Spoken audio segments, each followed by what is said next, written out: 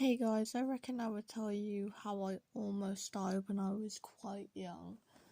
Well, when I was 7 years old, there was these friends I used to have that we don't really talk anymore though. That their friends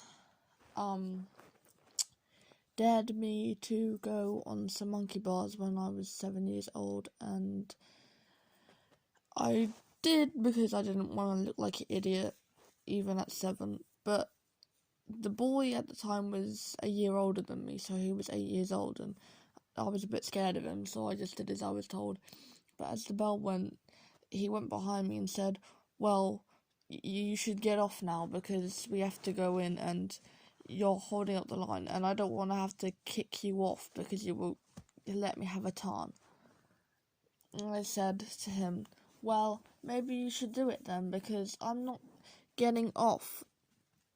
And he said, "Well, if you don't get off, I'll beat you to a pole." And I said, "Go on then." And at 7 years old, I didn't really think he was going to do anything, because at the time he was only 8 years old, so I didn't really think he could harm me, because I could just tell a teacher anyway, I thought to myself, but clearly not. And as I was about to get off, he must have punched me so hard that I actually managed to hit a brain cell on my head, because I actually got knocked out and I was actually in the hospital for 2 weeks. But the worst thing about it was when I went back to school after 2 weeks, the boy made so many lies about me that I got detention. At the time I was a bit sad and angry at the time, but I did as I was told. And I had to this was 7 p.m. at night, and I didn't even know why I had to stay that long. That was a really ridiculous time to stay there for that long. But as my mum was coming to get me, his parents were standing outside with him, and his dad went up to me and said, "Well, you should be more careless, your daughter should be more careless because he could have really hurt our baby boy."